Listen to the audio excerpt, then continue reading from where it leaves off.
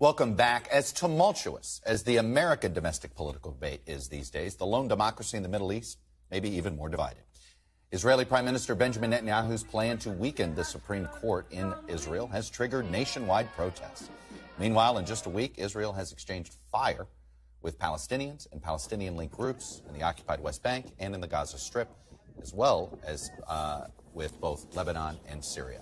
The crises have only deepened the tensions between the United States and Israel that have been simmering a bit for months. And I'm joined now by the Prime Minister of Israel, Benjamin Netanyahu. Mr. Prime Minister, welcome back to Meet the Press.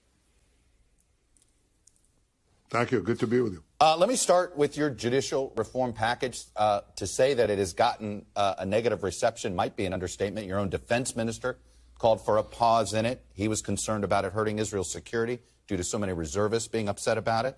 The Israeli public approval for you has plummeted. The most recent Channel 13 poll has 71% disapproving of the job you are doing.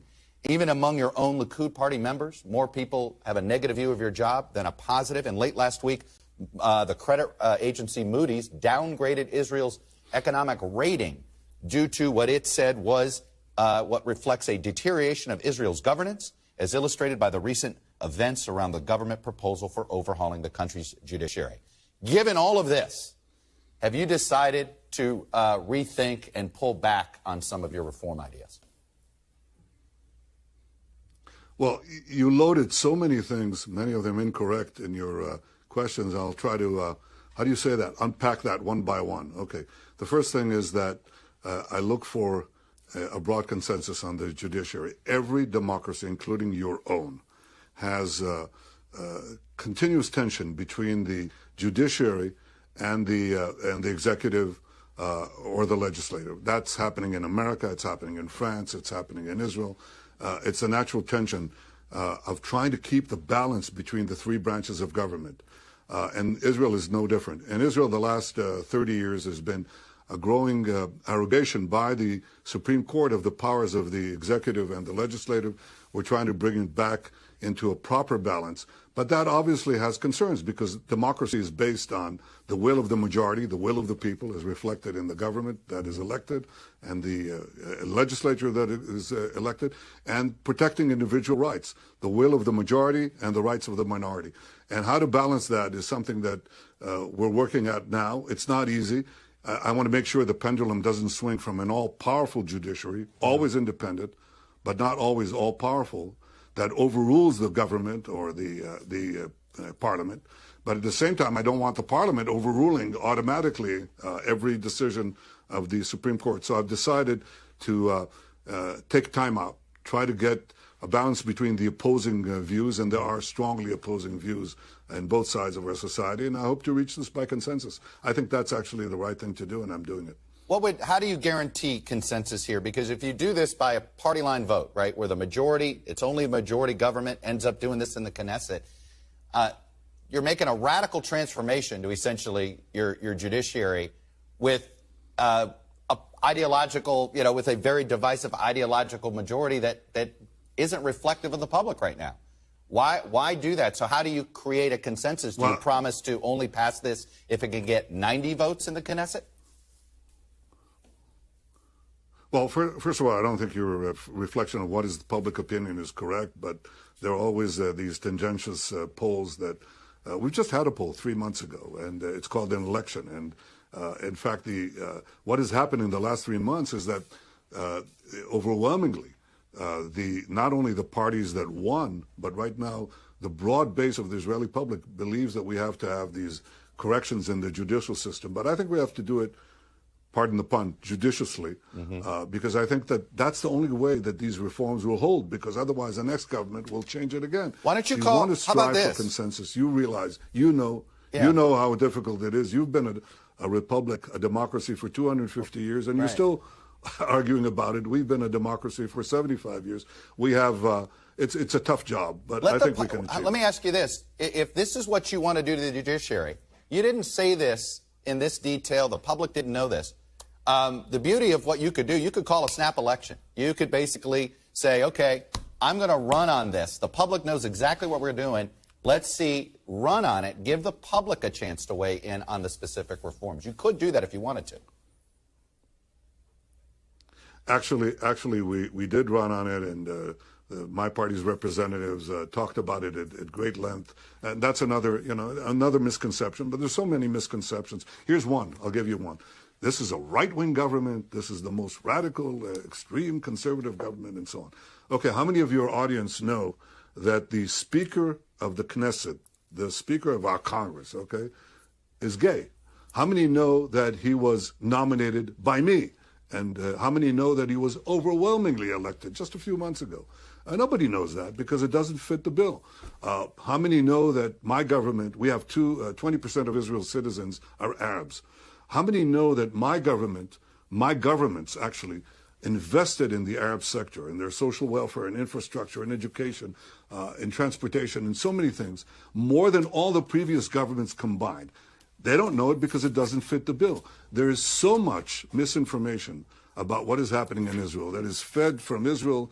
Yeah. Political opponents, it's natural. They're feeding, the political opponents abroad, and so the picture is set. But that's not the real picture. Israel is a vibrant democracy, has been a vibrant democracy, and will remain a vibrant democracy. And the one who's most committed to that is me. I was educated in the United States in Philadelphia.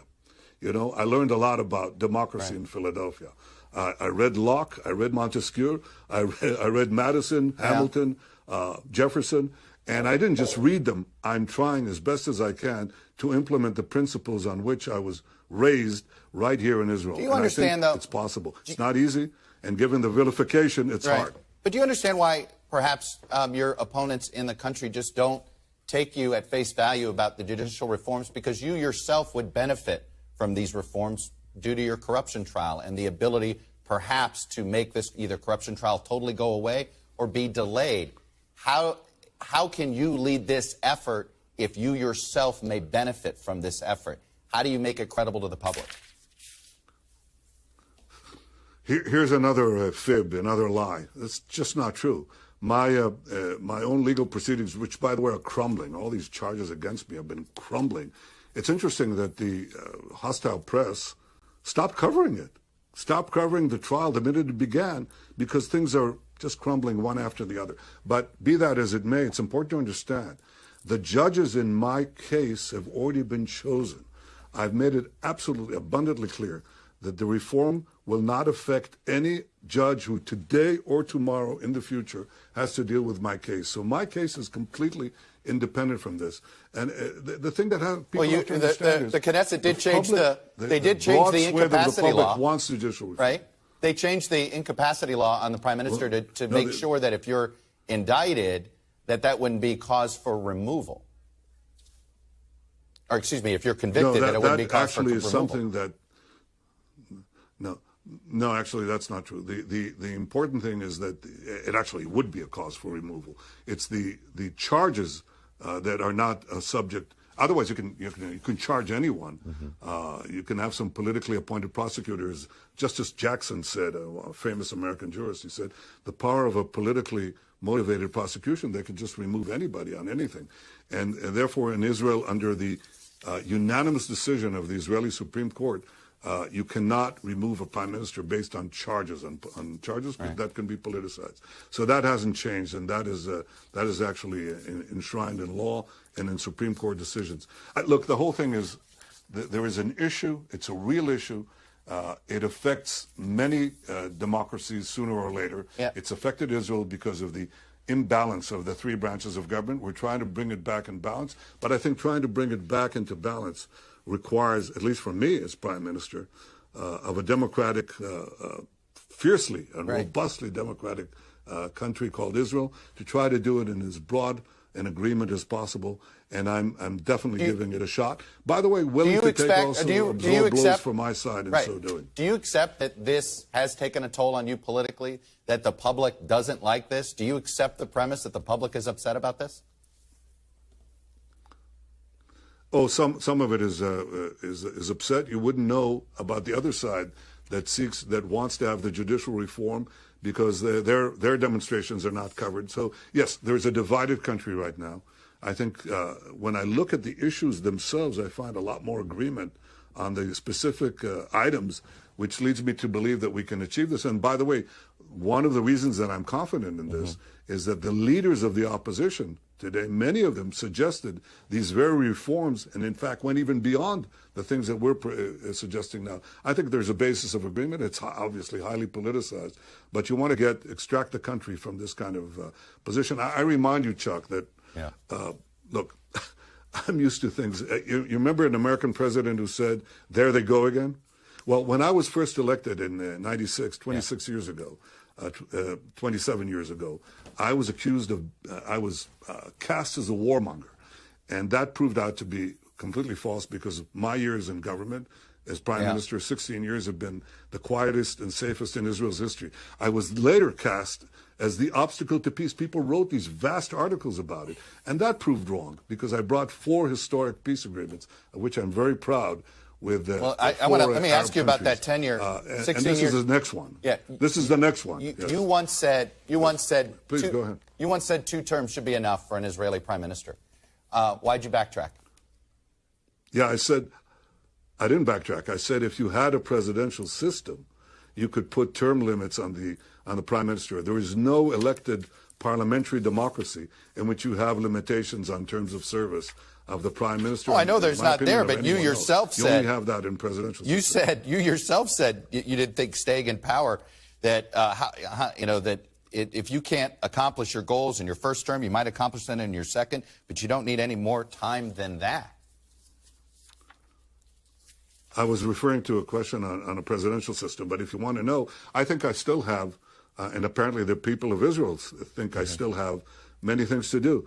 Block Iran's quest for the bomb, expand the circle of peace with other Arab countries, forge Israel's economy to bring it to much higher levels. I've made it a free market economy, but I think we have incredible potential. And all these things, and perhaps arrive at a consensual judicial reform. These are 4 big tickets. By the way, I have another 8, but I'm not going to take your time. I hear you very quickly. President Biden has weighed in, concerned about the judicial reform. Do you believe this is impacting U.S.-Israeli relations? No, I don't. I think President Biden has been a great friend of Israel. I've known him for 40 years, from the time he was a senator, through vice president, through president. I know his commitment to Israel's security. Friends can have disagreements on occasion, but I share with him the view that we should act, not only share the view, I'm actually acting on it, to try to reach a broad consensus as possible. I want to tell you one thing, Chuck. When I compare the degree of coordination between Israel and America on security matters, on intel, on cyber, economic cooperation, I mean, there's just no comparison to where this was 27 years ago. Today, I think Israel, I always say America is Israel's indispensable and by far the best ally. But I want to tell you, I don't think you have a better ally in the world than Israel, because Israel has become a great technological power and a great asset to the United States. And our cooperation, mutual cooperation, saves a lot of American and Israeli lives. Speaking of our relationship, the damaging leaks that came out of the U.S. government and the U.S. military, one of those leaked documents indicated that Mossad, the Israeli version of the CIA, advocated for its members to protest the current government. Do you believe Mossad opposes your government? No. God, no. I think that was, first of all, I value American intelligence a little more than that, and I think they probably know the truth. The truth is that the Mossad legal advisor said that under Israeli law, junior members of Mossad can participate in demonstrations, not senior members. That's, I think, what led to this misunderstanding. Gotcha. But no, I think the Mossad, the military, our internal security services are working hand in hand with me as Prime Minister to assure the security of the country, and they're doing a damn good job of it, too. Well, Mr. Prime Minister, you promised me some long answers to my questions, and we got them today. I appreciate you coming on, as you always do, and you do answer all of my questions. Your questions were longer in some cases than my answers. That is a very fair critique. You are correct. Thank you, sir. Appreciate it. We'll see you next time. When we come back, gun violence has become the leading cause of death for children and teens. We're going to break down which communities are getting hit the hardest by this epidemic.